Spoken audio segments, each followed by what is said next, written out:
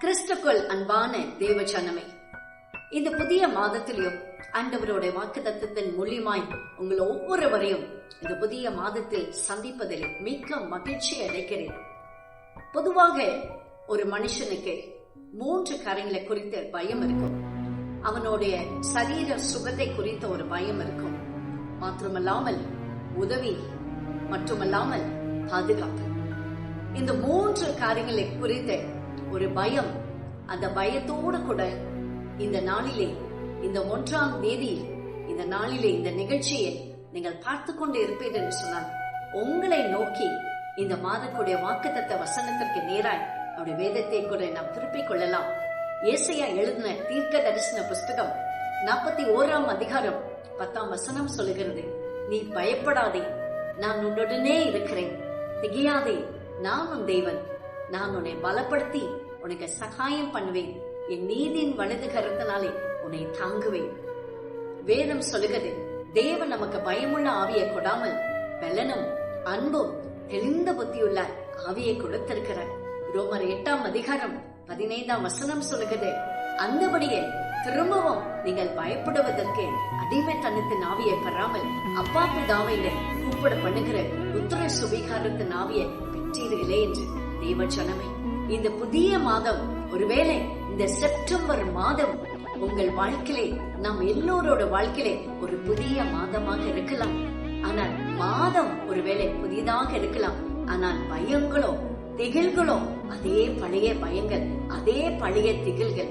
கர்த்தர் சொல்லுகிற இந்த புதிய மாதத்தில் தேவன் கொடுக்கும் 3 நன்மைகளாகிய அவருடைய பலன், மட்டுமல்லாமல் உதவி, மட்டுமல்லாமல் பாதுகாப்பு.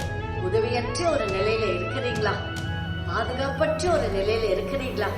பலனே இல்லை, இதற்கு மேற்பட்டு என் குடும்பத்தை நான் எப்படி நடத்துவேன்? என்னோட சரீரத்தில் இவ்விதமான ஒரு வியாதி வந்துவிட்டதே, என் பிள்ளைகளை நான் எப்படி காப்பாற்றுவேன்? அவர்களை எப்படி கரை சேர்ப்பேன்?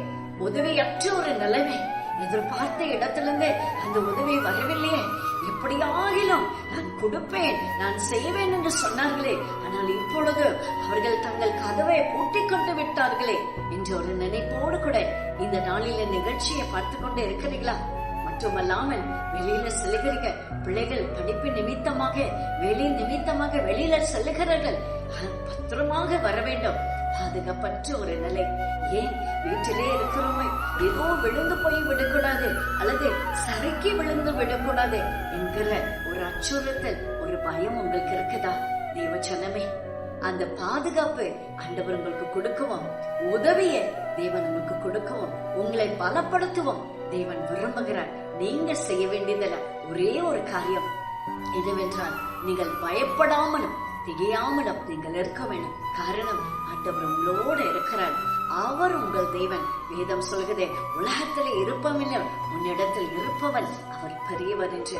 அவர் ஆதியாகமத்திலிருந்து வெளிப்படுத்தின விசேஷம் வரைக்கும் பயப்படாதே என்று பயாமல் உரைத்ததே நம் வேதத்திலிருந்து நாம் பார்க்க முடிகிறது.